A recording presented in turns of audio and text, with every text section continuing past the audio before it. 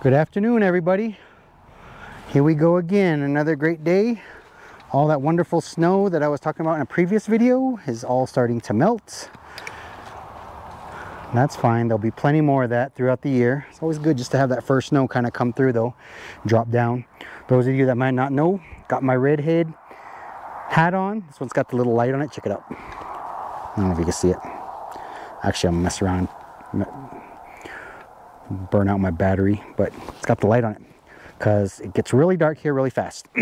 So today what I want to do, I want to get the brush cutter off of here, and we're going to take it off and we're going to switch out the blade today. Also I want to lift it up, so I want to take a look at what's going on here. I think when it comes to this one, I practiced on a different brush cutter when I was learning that had a shear bolt on it. This one has a slip clutch on it. But to be honest, this year I've been pretty bad with it, you know, cutting the ditch lines, again, refining, learning how to do this stuff. I'm pretty sure these blades are they're in need of some loving, and I kind of need to peek at it. So what we'll probably do is we'll probably take this off, turn it upside down or flip it over. Maybe I'll use the bucket to lift it up, take a look at what those look like. Oh man, I'm sure it's gonna need some work, but maybe it's something I can kind of sharpen up with a grinder or something like that. So first things first, we will fire it up and let it warm up, because this thing's been idle for a few weeks now. Let the glow plugs charge up. Still charging up.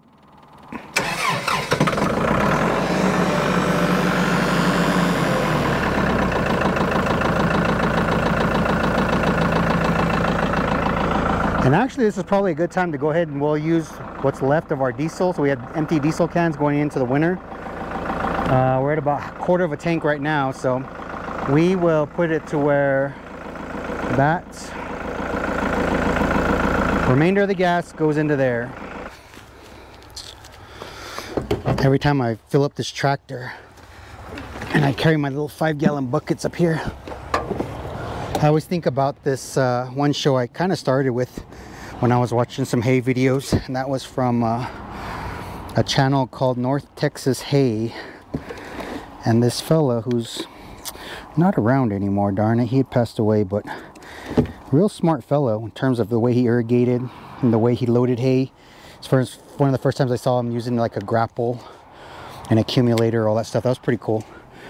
But he was able to do it as a one-person operation and actually load semi-trailers, stuff like that, so not get as fatigued.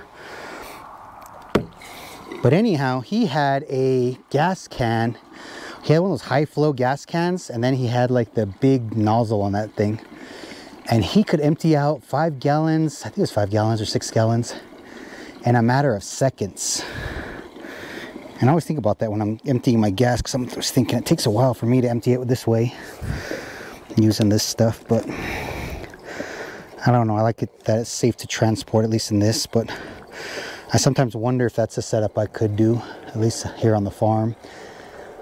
Maybe one day when I have like a bigger tractor, maybe a couple tractors that I'm using for this operation, maybe then I can have justification for having some like the overhead diesel tanks, and then that would kind of feed into those big high flow, because it was just pretty amazing how like in the field he could just knock that stuff out so fast. You just turn it over and then there'd be like a little air plug on the other side. You just open that up and that water would just gush in there. And I was like, whoa, that's crazy. Meanwhile, me and my little gas can here, we're about almost a third of the way done. But necessary, this is necessary. Definitely want to get all this diesel into the tank, get a nice full tank of diesel, so that way it helps with icing problems. Also it'll keep the gas cans kind of nice, clean and empty and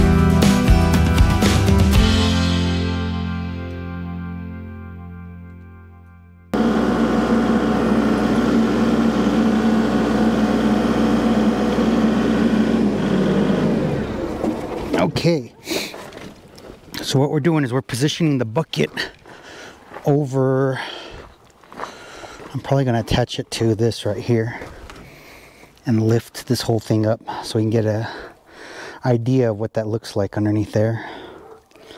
Like I said, imagine that the blades are pretty busted up. I know I bent the wheel on that at one point, backed into like a prairie dog hole, and that was about a $300 fix. So learned my lesson. I think a little more careful, and you get better with it the more you practice on these things. But you know, one thing I always tell people is that, you know, when it comes to farming, you got to put in the tractor time, you got to put in the shovel time, you have to put in the miles out in the field. You have to go out there, walk your property. Don't just drive by it, actually see what's going on with it. I see, remember this is the wheel that I did break. You can see it's all bent in here, the whole, yeah, it's all kinds of wrong. I think I'm gonna force all this.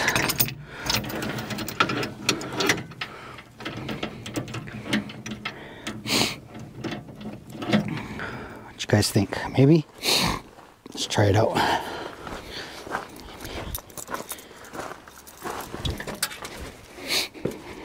Back up on the tractor.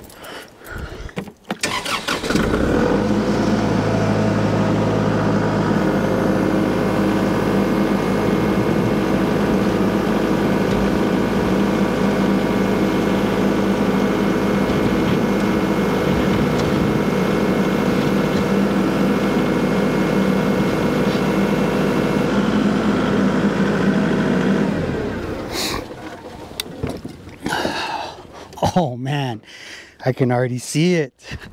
You guys see this? Oh man. Look at this right here.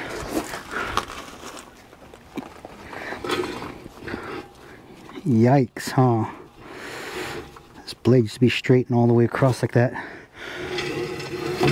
So what causes that? Rocks.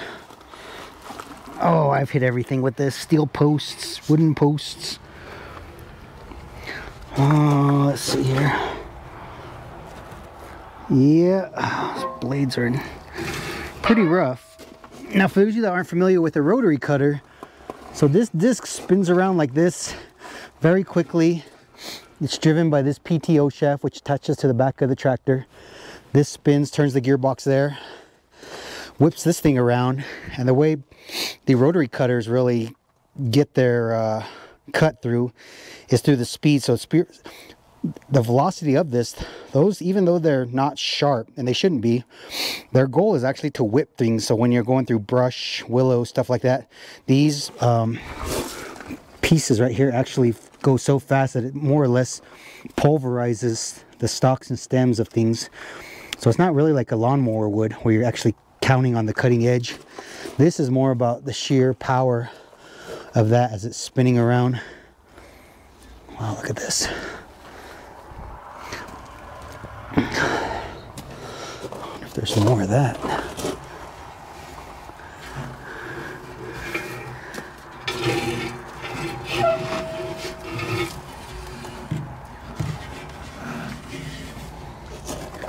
Let's get all that grass out of there. And this, I mean, granted, it is less than a year old.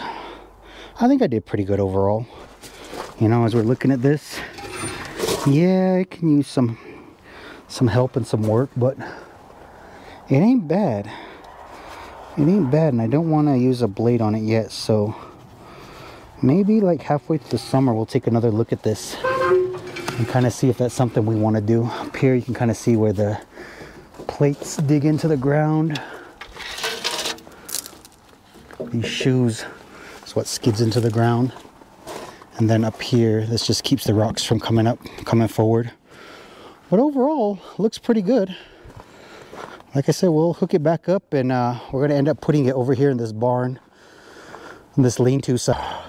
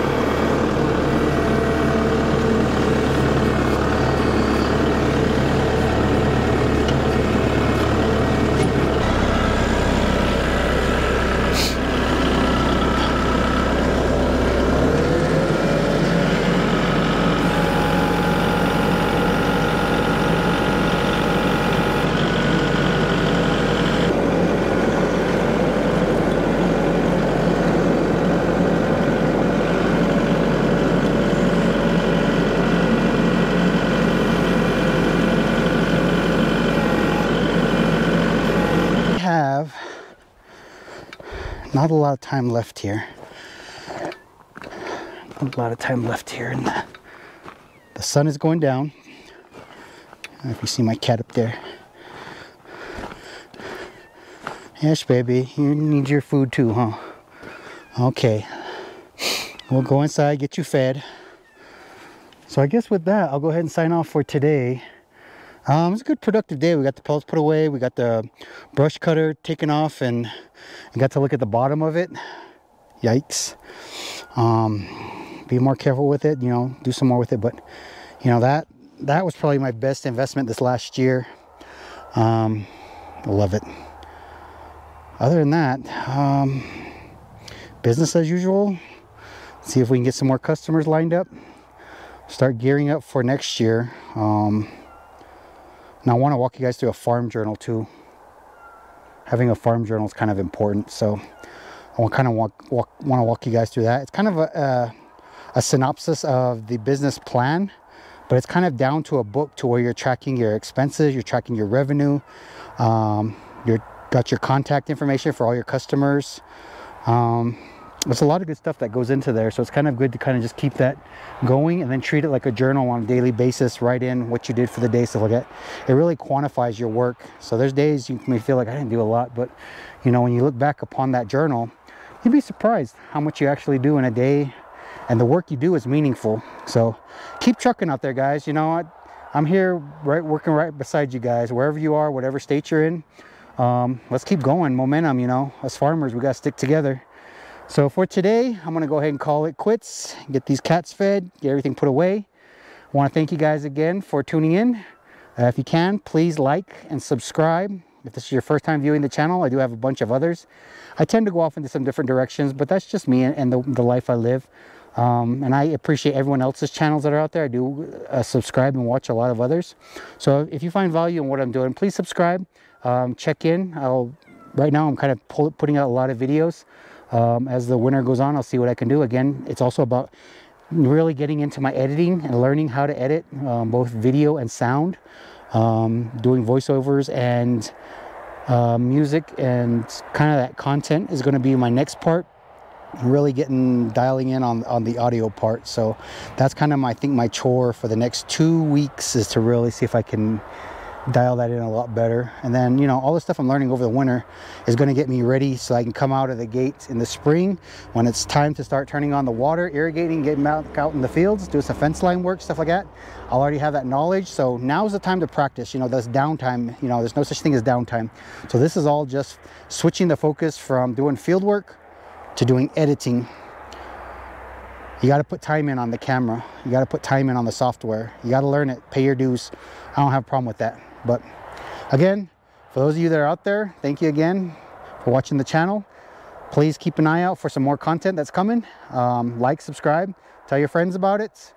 Just a humble guy out here in Southwest Colorado, in the little bit of a cold now, but expecting a lot more